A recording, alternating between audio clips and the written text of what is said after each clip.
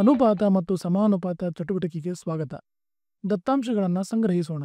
ಒಬ್ಬ ಹುಡುಗನ ಎತ್ತರವನ್ನು ಇಲ್ಲಿ ಅಳೆಯಲಾಗಿದೆ ಮತ್ತು ಅದು 120 ಸೆಂಟಿಮೀಟರ್ಗಳಾಗಿವೆ ಮತ್ತು ಕಣ್ಣುಗಳ ನಡುವಿನ ದೂರವನ್ನು ಇಲ್ಲಿ ಅಳತೆ ಮಾಡಲಾಗಿದೆ. ಅದು 10 ಸೆಂಟಿಮೀಟರ್ಗಳಾಗಿವೆ. ಮುಂದಿನ ಒಂದು ಚಟುವಟಿಕೆ ಕೈಯ ಉಂಗುರ ಬೆರಳಿನ ಉದ್ದವನ್ನು ಅಳತೆ ಮಾಡುವುದು. ಇಲ್ಲಿ ಉಂಗುರ ಬೆರಳಿನ ಉದ್ದ 6 ಸೆಂಟಿಮೀಟರ್ಗಳು ಆಗಿದೆ. ಅದೇ ರೀತಿಯಾಗಿ ಹೆಬ್ಬೆರಳಿನ ಉದ್ದವನ್ನು ನಾವು ಅಳತೆ ಮಾಡಿದಾಗ 3 ಸೆಂಟಿಮೀಟರ್ಗಳಷ್ಟು ಇರುತ್ತದೆ. ಮುಂದೆ ನಾವು ಒಬ್ಬ ಮನುಷ್ಯನ ಕೈಯ ಉದ್ದವನ್ನು ಅಳತೆ ಮಾಡಲು ಹೊರಟಿದ್ದೇವೆ ಮತ್ತು ಅದು 50 ಸೆಂಟಿಮೀಟರ್ಗಳು ಆಗಿದೆ. ಸಂಗ್ರಹಿಸಿದ ದತ್ತಾಂಶಗಳಿಗೆ ನಾವು ಈಗ ಅನುಪಾತಗಳನ್ನು ಬರೆಯಲು ಪ್ರಯತ್ನಿಸೋಣ. ದತ್ತಾಂಶಗಳನ್ನು ಇಲ್ಲಿ ಮತ್ತೊಮ್ಮೆ ಬರೆಯಲಾಗಿದೆ. ಮೊದಲಿಗೆ ಎತ್ತರ ಮತ್ತು ಉಂಗುರ ಬೆರಳಿನ ಉದ್ದದ ಅನುಪಾತವನ್ನು ಬರೆಯೋಣ. ಅದು ಎತ್ತರ ಅನುಪಾತ ಉಂಗುರ ಬೆರಳಿನ ಉದ್ದ ಎಂದು ಆಗುತ್ತದೆ. ಬೆಲೆಗಳನ್ನು ನಾವು ತುಂಬಿದಾಗ 120 ಅನುಪಾತ 6 ಅಂತ ಹೇಳಿ ಇಲ್ಲಿ ಆಗುತ್ತದೆ. ಸರಳೀಕರಿಸಿದಾಗ ನಮಗೆ 20 ಅನುಪಾತ 1 ಅಂತ ಹೇಳಿ ಸಿಗುತ್ತದೆ. ಇದು ಎತ್ತರ ಮತ್ತು ಉಂಗುರ ಬೆರಳಿನ ಉದ್ದದ ನಡುವಿನ ಅನುಪಾತ ಆಗಿರುತ್ತದೆ. ಮುಂದೆ ಎತ್ತರ ಮತ್ತು ಹೆಬ್ಬೆರಳಿನ ಉದ್ದದ ಅನುಪಾತವನ್ನು ಬರೆಯಲು ಪ್ರಯತ್ನಿಸೋಣ. ಇದನ್ನು ನಾವು ಎತ್ತರ ಅನುಪಾತ ಹೆಬ್ಬೆರಳಿನ ಉದ್ದ ಅಂತೇಳಿ ಬರೆಯಬಹುದು. ಬೆಲೆಗಳನ್ನು ನಾವು ತುಂಬಿದಾಗ 120 ಅನುಪಾತ 3 ಅಂತೇಳಿ ಆಗುತ್ತದೆ. ಸರಳೀಕರಿಸಿದಾಗ ನಮಗೆ 40 ಅನುಪಾತ 1 ಅಂಥೇಳಿ ಇಲ್ಲಿ ಸಿಗುತ್ತದೆ. ಮುಂದೆ ಕಣ್ಣುಗಳ ನಡುವಿನ ಉದ್ದ ಮತ್ತು ಉಂಗುರ ಬೆರಳಿನ ಉದ್ದದ ಅನುಪಾತವನ್ನು ನಾವು ಬರೆಯೋಣ.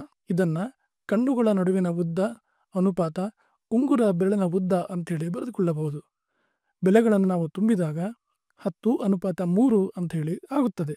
ಇದನ್ನು ನಾವು ಸರಳೀಕರಿಸಲು ಸಾಧ್ಯವಾಗದೇ ಇರುವುದರಿಂದ 10 ಅನುಪಾತ 3 ಹಾಗೆಯೇ ಬರೆದುಕೊಳ್ಳೋಣ. ಈಗ ದತ್ತಾಂಶಗಳಿಗೆ ಅನುಪಾತವನ್ನು ಬರೆಯಲು ಪ್ರಯತ್ನಿಸೋಣ.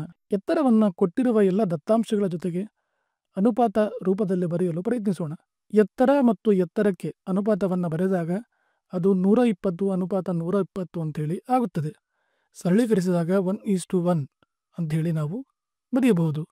ಮುಂದೆ ಎತ್ತರಕ್ಕೂ ಮತ್ತು ಹೆಬ್ಬೆರಳಿನ ಉದ್ದಕ್ಕೂ ನಡುವೆ ಇರುವ ಅನುಪಾತವನ್ನು ಬರೆದಾಗ 120 ಅನುಪಾತ 3 ಅಂಥೇಳಿ ಆಗುತ್ತದೆ. ಸರಳೀಕರಿಸಿದಾಗ 40 ಅನುಪಾತ 1 ಅಂಥೇಳಿ ಆಗುತ್ತದೆ. ಅದೇ ರೀತಿಯಾಗಿ ಎತ್ತರಕ್ಕೂ ಮತ್ತು ಉಂಗುರ ಬೆರಳಿನ ಉದ್ದಕ್ಕೂ ನಡುವಿರುವ ಅನುಪಾತವನ್ನು ಬರೆದಾಗ 120 ಅನುಪಾತ 6 ಅಂಥೇಳಿ ಇಲ್ಲಿ ಆಗುತ್ತದೆ. ಸರಳೀಕರಿಸಿದರೆ 20 ಅನುಪಾತ 1 ಅಂಥೇಳಿ ಸಿಗುತ್ತದೆ. ಮತ್ತು ಎತ್ತರ ಮತ್ತು ಕೈಯ ಉದ್ದ ಇದಕ್ಕೆ ಇರುವ ಅನುಪಾತವನ್ನು ಬರೆದಾಗ 120 ಅನುಪಾತ 50 ಅಂಥೇಳಿ ಆಗುತ್ತದೆ. ಸರಳೀಕರಿಸಿದಾಗ ಅನುಪಾತ 12:5 ಅಂಥೇಳಿ ಸಿಗುತ್ತದೆ. ಮುಂದೆ ಎತ್ತರ ಮತ್ತು ಕಣ್ಣುಗಳ ನಡುವಿನ ಅಂತರಕ್ಕೂ ಇರುವ ಅನುಪಾತವನ್ನು ಬರೆದಾಗ 120 ಅನುಪಾತ 10 ಅಂಥೇಳಿ ಸಿಗುತ್ತದೆ. ಸರಳೀಕರಿಸಿದಾಗ 12 ಅನುಪಾತ 1 ಅಂಥೇಳಿ ಇಲ್ಲಿ ಆಗುತ್ತದೆ. ಈ ಎಲ್ಲ ಅನುಪಾತಗಳು ಎತ್ತರಕ್ಕೂ ಮತ್ತು ವಿವಿಧ ದತ್ತಾಂಶಗಳ ನಡುವೆ ಇರುವ ಅನುಪಾತವನ್ನು ಸೂಚಿಸುತ್ತವೆ. ಅದೇ ರೀತಿಯಾಗಿ ಹೆಬ್ಬೆರಳಿನ ಉದ್ದ ಮತ್ತು ವಿವಿಧ ದತ್ತಾಂಶಗಳಿಗೆ ಇರುವ ಅನುಪಾತಗಳನ್ನು ನಾವಿಲ್ಲಿ ಬರೆದಾಗ ಈ ಒಂದು ಅನುಪಾತಗಳು ದೊರೆಯುತ್ತವೆ. ಅದೇ ರೀತಿಯಾಗಿ ಉಂಗುರ ಬೆರಳಿನ ಉದ್ದಕ್ಕೂ ಮತ್ತು ವಿವಿಧ ದತ್ತಾಂಶಗಳಿಗೆ ಅನುಪಾತವನ್ನು ಬರೆದಾಗ ನಮಗೆ ಈ ಎಲ್ಲ ಅನುಪಾತಗಳು ದೊರೆಯುತ್ತವೆ. ಕೈಯ ಉದ್ದ ಮತ್ತು ಪ್ರತಿ ದತ್ತಾಂಶಕ್ಕೂ ಇರುವ ಅನುಪಾತವನ್ನು ಬರೆದಾಗ ಈ ಒಂದು ಅನುಪಾತಗಳು ದೊರೆಯುತ್ತವೆ. ಕೊನೆಯದಾಗಿ ಕಣ್ಣುಗಳ ನಡುವಿನ ಅಂತರ ಮತ್ತು ವಿವಿಧ ದತ್ತಾಂಶಗಳನ್ನು ಅನುಪಾತ ರೂಪದಲ್ಲಿ ಬರೆದಾಗ ಈ ಒಂದು ಅನುಪಾತಗಳು ನಮಗೆ ದೊರೆಯುತ್ತವೆ. ಸಾಧ್ಯವಾದಲ್ಲಿ ಅನುಪಾತಗಳನ್ನು ಸರಳೀಕರಿಸಲು ಪ್ರಯತ್ನಿಸಬೇಕು ಮತ್ತು ಸರಳೀಕರಿಸಿದ ಬೆಲೆಗಳನ್ನು ಅನುಪಾತಗಳಾಗಿ ಬರೆಯಲು ಪ್ರಯತ್ನಿಸಬೇಕು. ಧನ್ಯವಾದಗಳು.